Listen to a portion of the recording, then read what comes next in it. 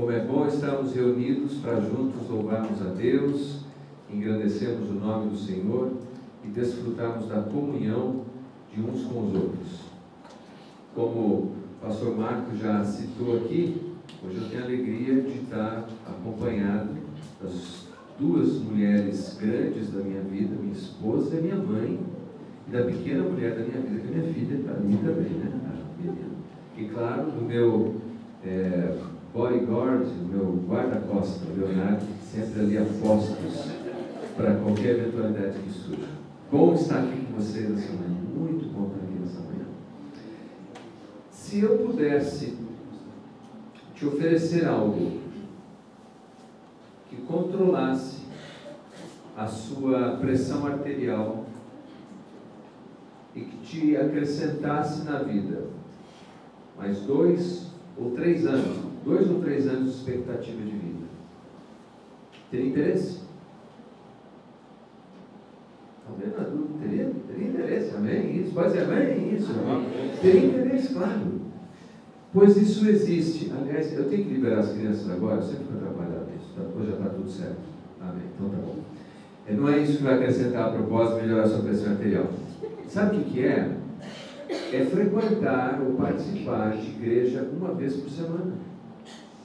Tá, eu já sei, essa altura você falou, papo de pregador, de pastor, mas não é. Quem escreveu isso foi uma antropóloga norte-americana chamada Tanya Mary Lerman. Ela é professora na prestigiada Stanford, na Universidade nos Estados Unidos, e articulista do New York Times. Se você for lá no Yahoo, no Google, você vai encontrar o artigo dela, que faz uma análise humana e científica, estatística de quem frequenta e quem não frequenta.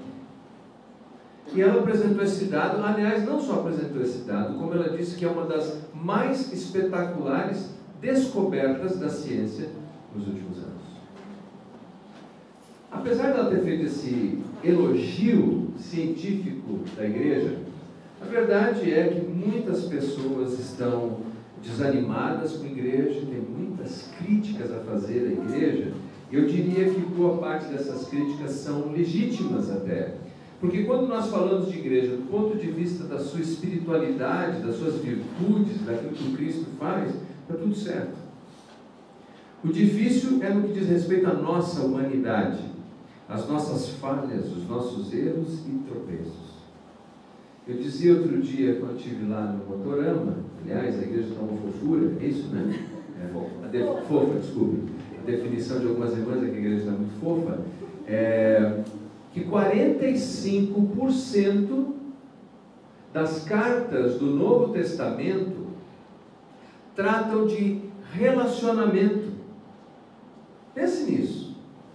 Quase 50% do que temos no Novo Testamento trata de como devemos nos relacionar uns com os outros. Nós gastamos boa parte do tempo em igreja falando sobre doutrinas, e claro que as doutrinas são importantes. Por exemplo, em Paulo, ele quando articula suas exposições doutrinárias, ele faz na primeira parte. E na segunda parte ele faz as aplicações práticas, e as aplicações práticas tratam de relacionamento.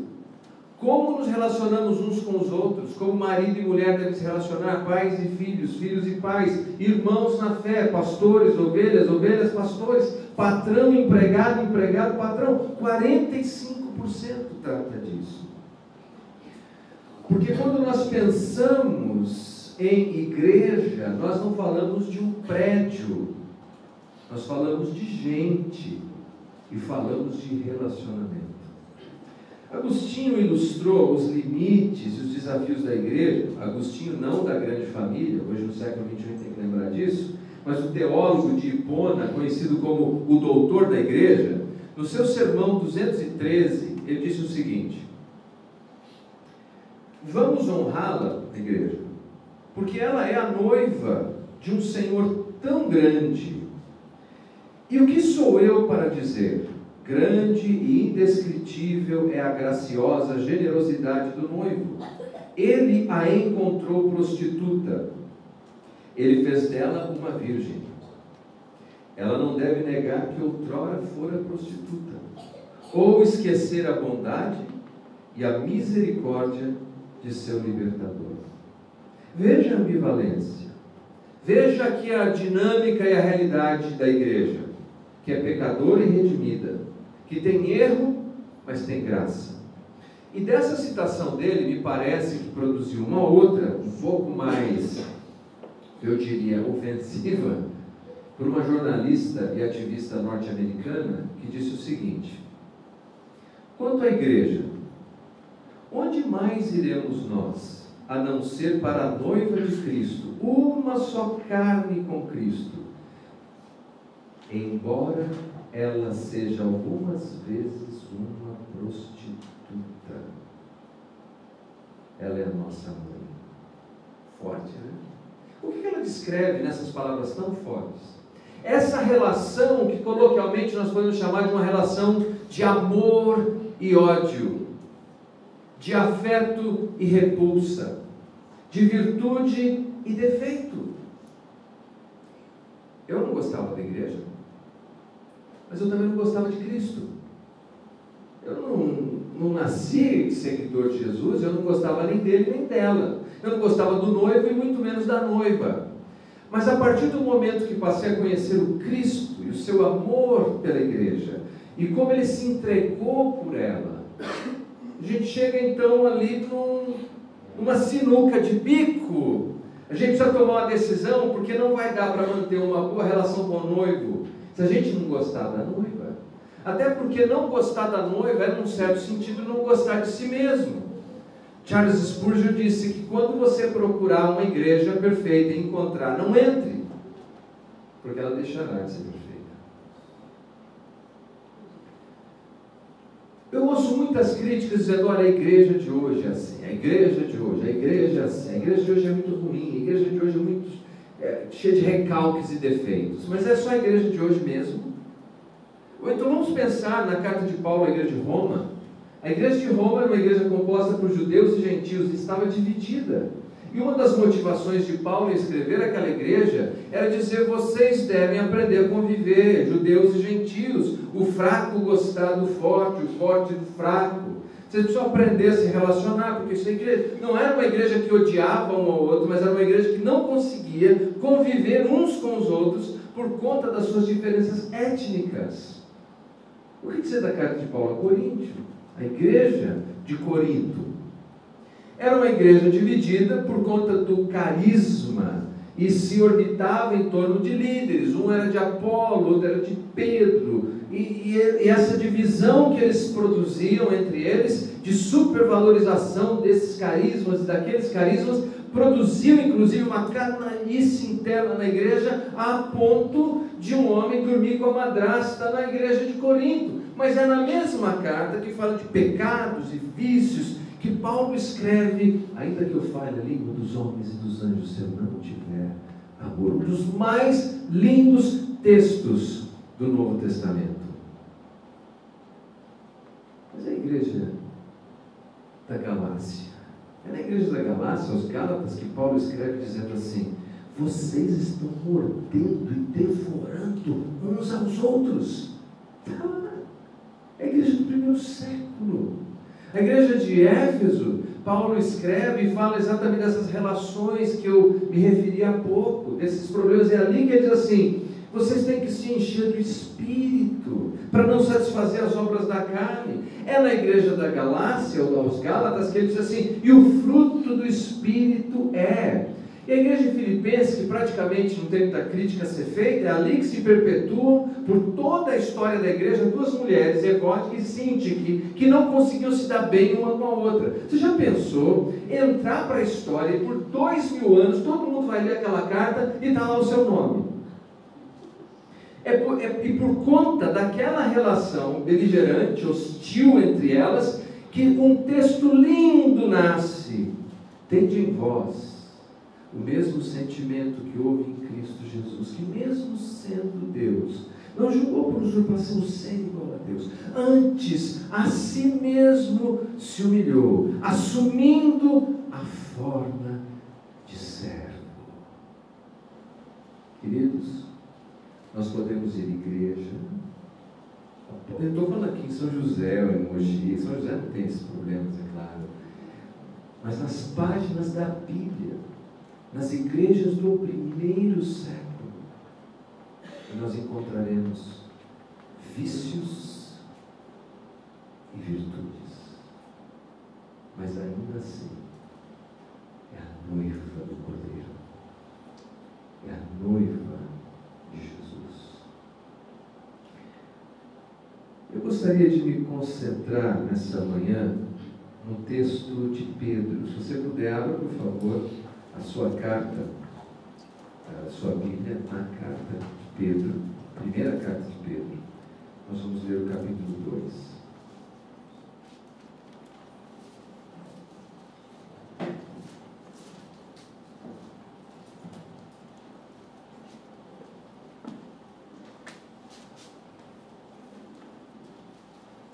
Nós vamos ler a partir do primeiro versículo.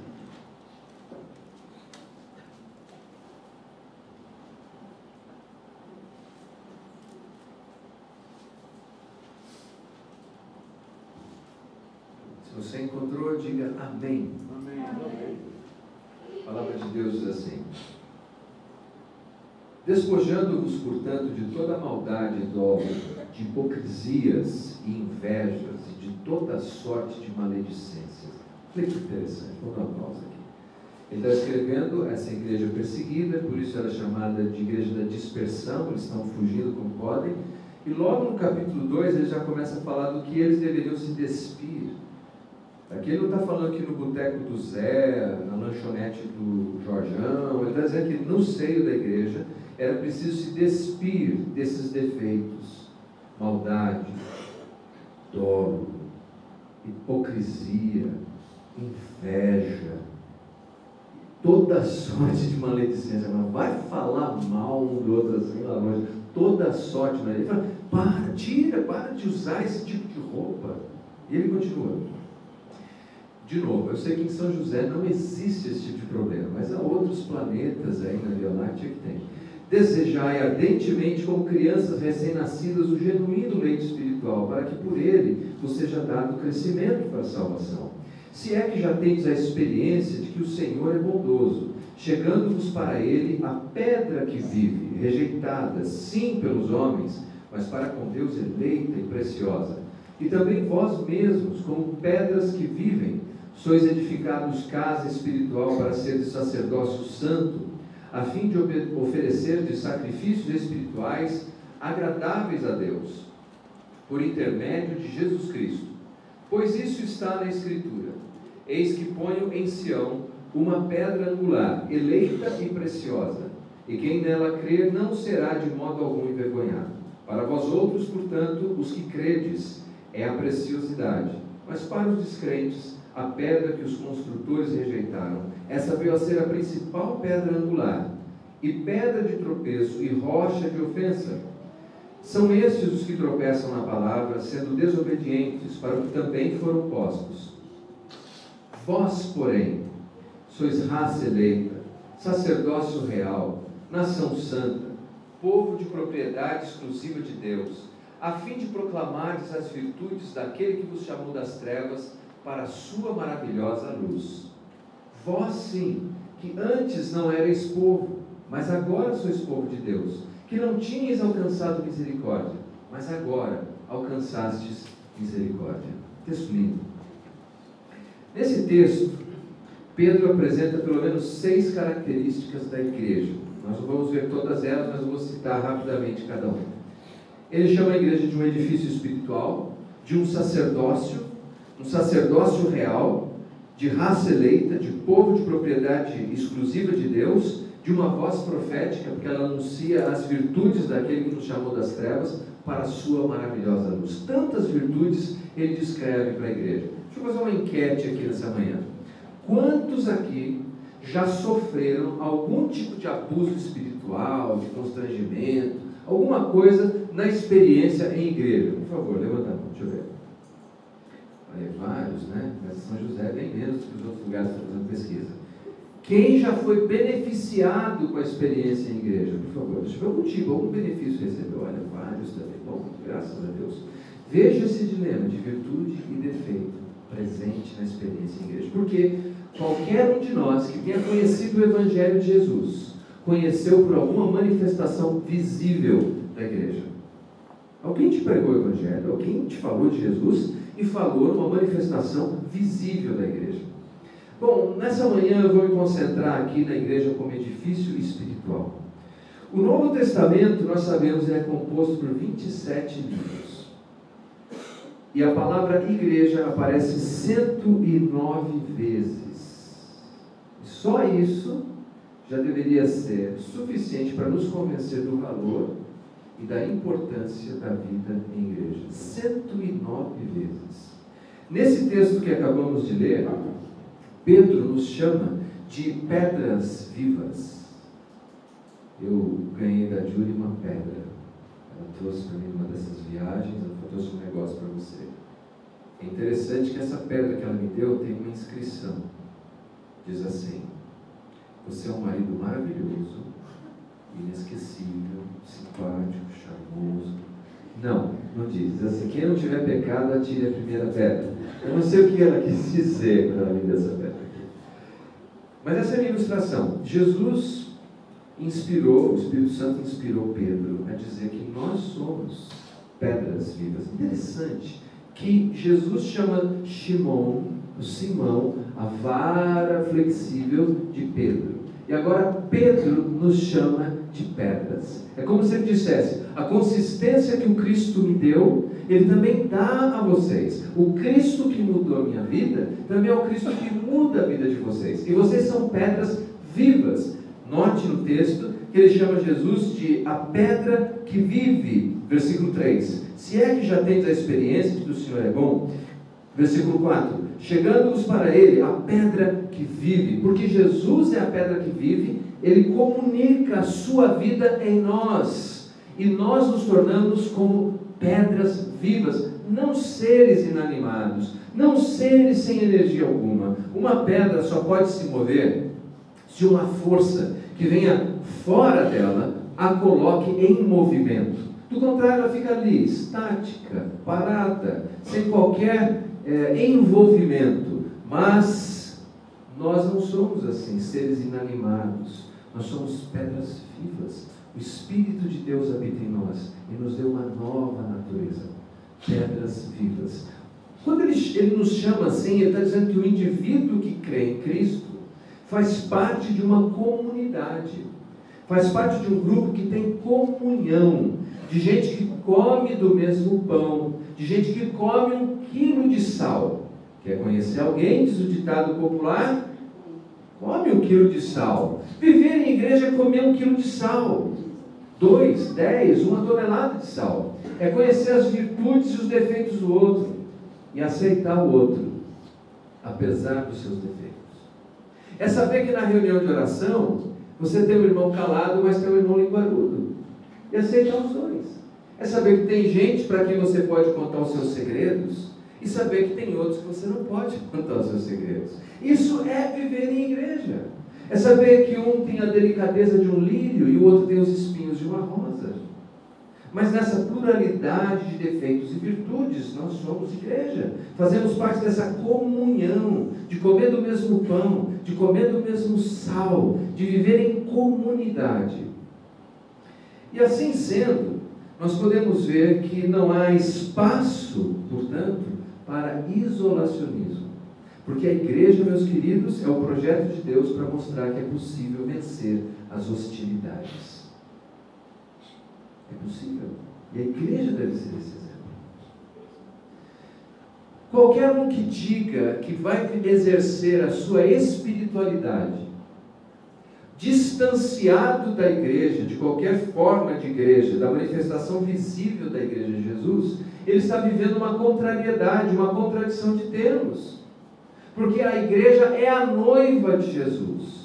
E cada um de nós é uma pedra viva que tem que fazer parte desse edifício espiritual. E afastar-se desse edifício espiritual é afastar-se dessa construção que Deus está fazendo. Já parou para pensar nisso? Portanto, se é possível você contemplar e aceitar qualquer tipo de espiritualidade que se possa viver em isolamento absoluto, essa manifestação não é cristã. Porque não há espaço para o meu ego no cristianismo. No cristianismo eu tenho que abrir mão de mim para amar o outro, sofrer pelo outro, caminhar com o outro, aceitar o outro. Aquilo que se descarta as pessoas pelo caminho, e a gente pode viver num mosteiro pessoal, desconectado de tudo, de todos, onde a gente não fere e nem é ferido, é qualquer coisa, menos cristianismo. Imagine o seguinte, que alguém, num tempo de guerra, diga assim: eu vou defender o meu país. Mas eu vou defender o meu país sozinho. E ele vai para a guerra sozinho. Vai enfrentar um exército inimigo sozinho. Que sucesso ele terá? Como ele vai voltar para casa? Como você acha que alguém que tentasse isso voltaria para casa? Eis aqui o nosso querido. Não teria ninguém nem para dizer isso, porque ele está tão isolado, tão sozinho. Ou ele morre, ou ele é ineficiente. A única maneira da gente fazer valer, quando a gente empenha a palavra, dizer eu quero fazer alguma coisa pelo nosso país, é quando a gente luta junto. E alguém que diga eu quero fazer alguma coisa pelo Evangelho, por Cristo, pela igreja, é alguém que precisa fazer parte, assim como não dá para ser uma abelha sem colmeia. Aliás, eu trouxe um livro fácil de ler, que tem algumas crônicas, exposições textuais sobre a igreja que eu escrevi, e é gratuito. Você pode no final pegar, se você já tem uma cópia, pega e dá para alguém de presente, para você pensar algumas coisas ali que eu respondi sobre a igreja, porque o assunto é muito vasto e o tempo não nos permite considerar tudo ali. O texto nos diz que é ombro a ombro, pedra com pedra, que se faz esse edifício espiritual. Portanto, queridos, se nós somos uma pedra viva, mas queremos estar sozinhos, solitários e desconectados desse prédio espiritual que Deus está fazendo, nós perderemos o nosso senso de propósito. Não é para pensar. Eu queria no caminho, viu, Isaías, trazer um bloco, passei perto de uma construção, virar um bloco.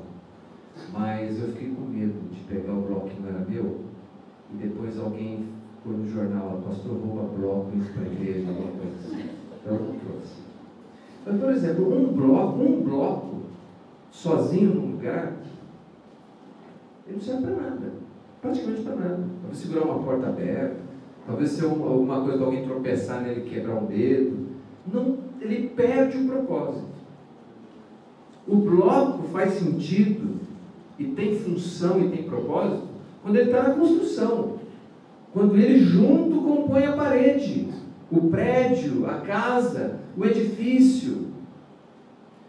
Quando nós, como cristãos, nos tornamos apenas uma pedra solitária, desconectada da construção, nós perdemos nosso senso de propósito. Não importa o quanto desejemos, não importa quais foram os vícios que nos empurraram para lá. O convite de Deus é: vem ser pedra viva do edifício que eu estou construindo. Com as virtudes, com os vícios. É verdade. É verdade que o Novo Testamento nos diz que há igrejas que estão mais para a sinagoga de Satanás do que para a noiva de Jesus.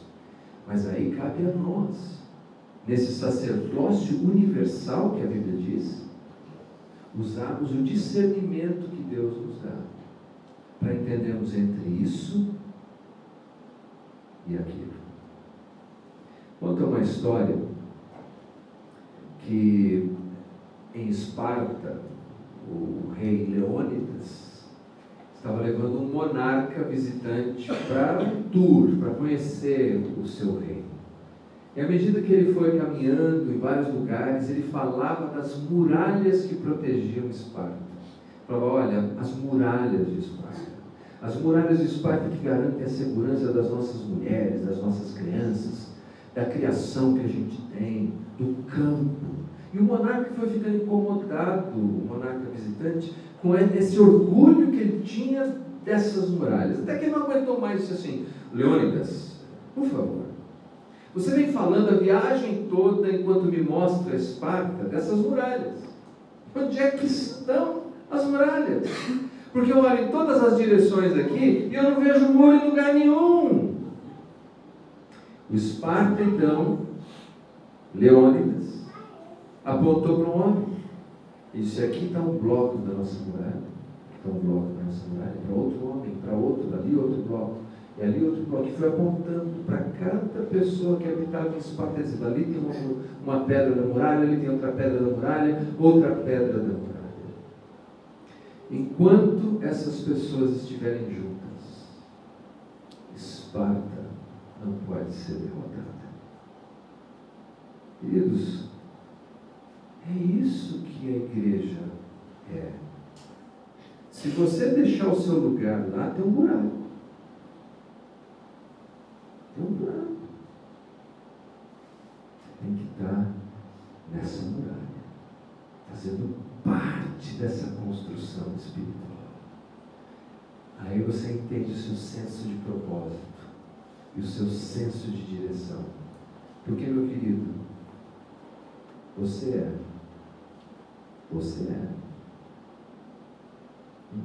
é uma pedra nesse edifício espiritual que Deus está construindo.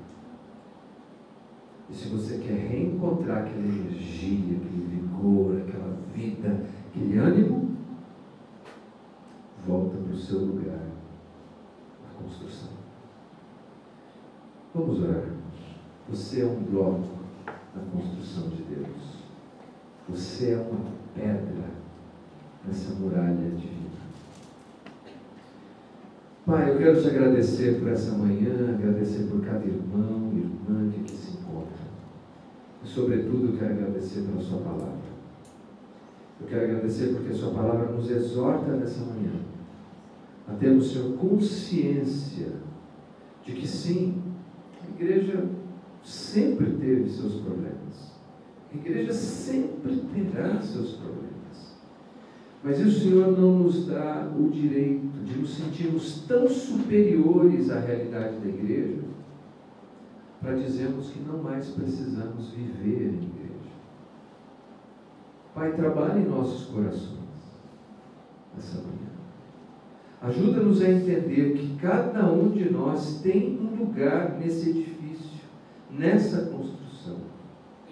E que, distanciado, Senhor, dessa construção e desse edifício, nós perdemos de vista os nossos propósitos, Pai. Põe tuas mãos, teus filhos e filhas. Desperta-nos nessa manhã. Desperta-nos nessa manhã. Para que possamos ser pedras vivas na sua construção. Obrigado, Pai, porque bondosa e graciosamente o Senhor nos trouxe para a sua construção.